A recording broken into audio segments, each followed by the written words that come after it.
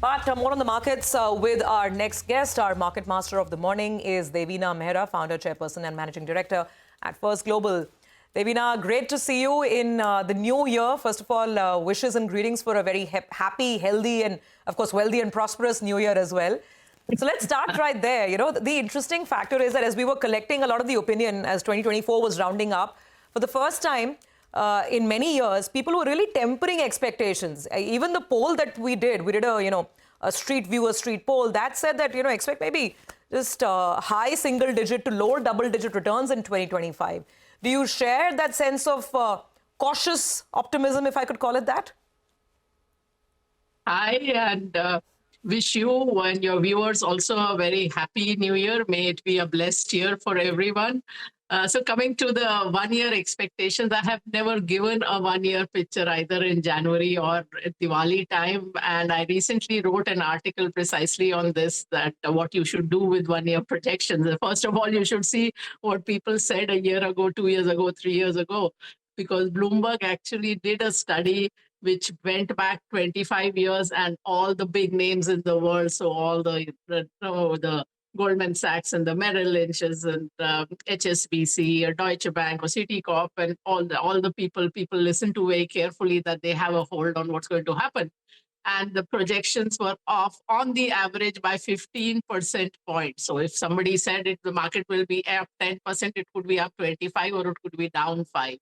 And everybody clusters together because it's easy when everyone is wrong together. So I mean, so that should tell you what to do with 1 year projections, because that's in a category called objective ignorance, as Daniel Kahneman calls it.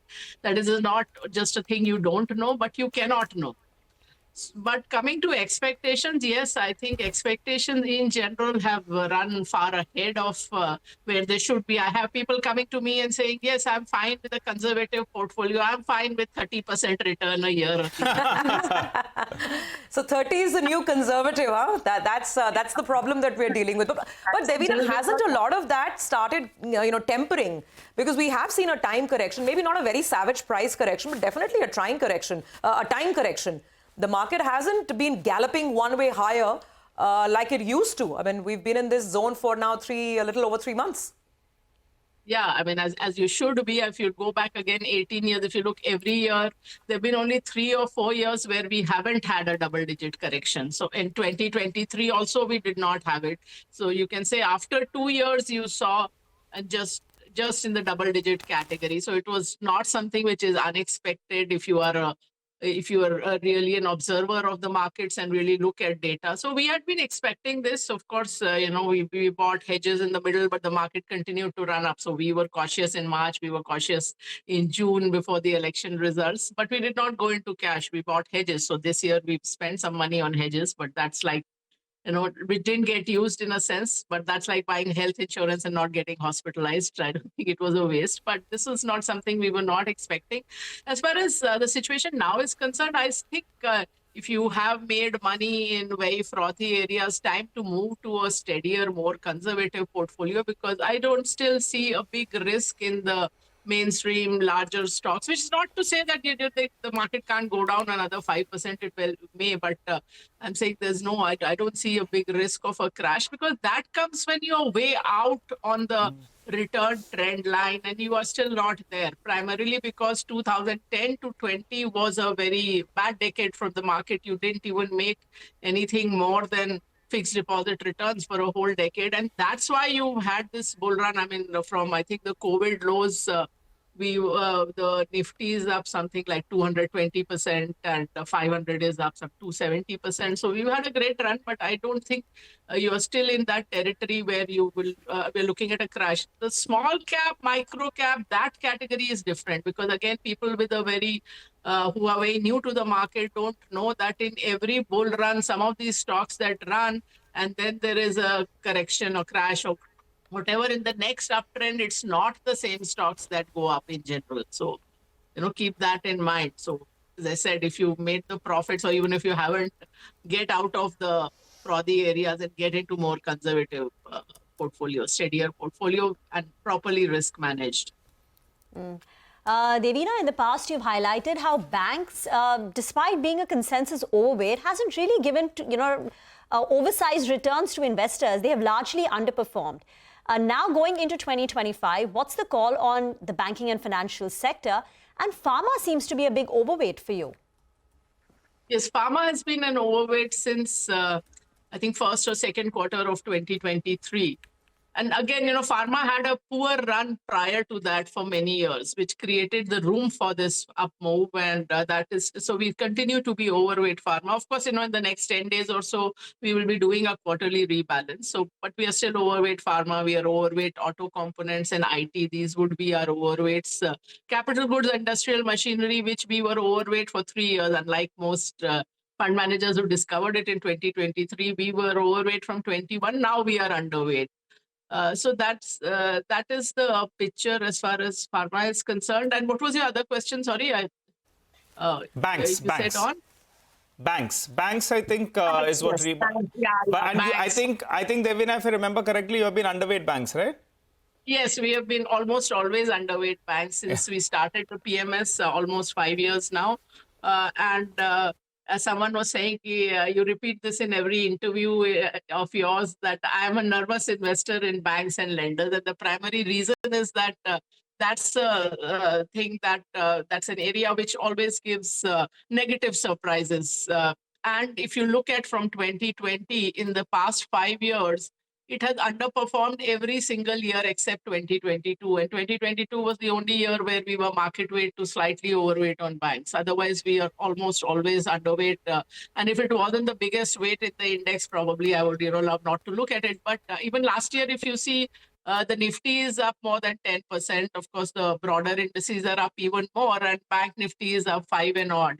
And 2020, it was the only sector which was the only major sector in the negative. 21, again, it was half as much as the market. 23, again, underperformed. So every year, if you see, they generally underperform. And so that's the thing, that that your lender, your borrower does very well, you don't get anything extra. So you are in a highly leveraged business where the only thing is on your kind of luck part is not there on the positive side, it's there on the risk side. And if you look at the numbers also, I think now there is in the whole credit system, may or may not be exactly the banks, there is, I think, pressure building up on credit. A lot of indicators like that, like gold loans going up, which means people are forced to mortgage jewelry.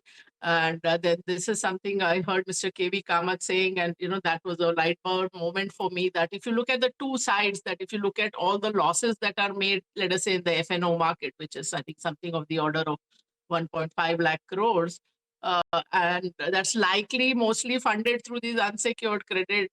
And of course, there's issues on the deposit side also. So, and also remember, theoretically, also bank margins go up when interest rates go up, which is when the loans get repriced immediately and the deposits, the interest rate goes up for the slowly. So now you're again not on the right side of the cycle there. So those are all the concerns. I mean, it may be a market perform, I think, at best, banks. But Devina, so, kudos on the pharma call, because actually if there's something that's worked really well in the last year, is actually pharma and healthcare. They have been the best performing indices. But I'm coming back to your point. You're saying stay away or, clear a bit of the froth in your portfolio. It's time to get a little conservative. Now, how else do you do that? Banks, you sort of outline some of the concerns that you have. Healthcare, you're overweight on.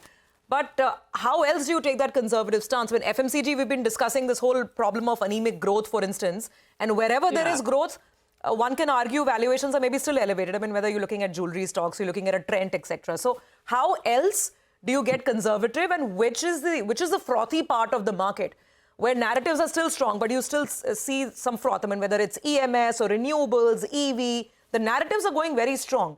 But are you concerned about the prices? Yeah, I mean, we don't generally go to those kind of frothy areas. If you look at, for example, there were a lot of defense funds that came out in the first half of 2024, and they have underperformed. So I always say that one, easy thumb rule is to know where froth is to look at the areas where the new fund offerings are coming, because that's normally when that theme has matured and is close to the peak, is going to likely fall from there. So be concerned about that. If you are in micro caps or stocks generally below, let us say 5,000 crore market cap, that's an area where risk management is very hard. So if those stocks fall, your stop losses don't work because they just keep falling. And also there is no hedge available because the only liquid hedge is on the Nifty and on the Nifty put, and then that doesn't move with the small cap. So that's like some easily identifiable area. Any new area that's coming up, if you want to have an exposure, have some exposure, but that should be a small portion of your portfolio because companies with no history are inherently risky. And also remember that even if a company is doing well in a particular, if they've created a space, if they've created a business where none existed, if it's very attractive, that will draw in more players, so more competition, pressure on margins, etc. So, all those things also are there. So be careful. FMCG, yes, I mean, we've been watching for the last few months. And we have increased exposure in the middle of the year. But that story has been stalling. I mean, I'd seen, of course, the consumption slowdown has not come in the last 2 quarters. If you look at financial year 23-24, and you look at the GDP number, the private consumption number was at a 21-year low or something. So, I mean, people started looking at it only when the market started correcting. Yeah. But the problem is that the inflation has been a little more persistent than I thought. I thought good monsoon now, food prices might go down and therefore that will be a relief for the FMCG. But then, palm oil prices, everything has been quite strong. So, but I think, I mean, FMCG is probably somewhere in the bottom area now. It may not be the standout performer, but it's not looking too bad either. Okay, so, perhaps something on your radar. And let's see, we'll take that up in our next conversation. But thank you so much for joining in. Once again, wish you a fantastic 2025 and look forward to more conversations.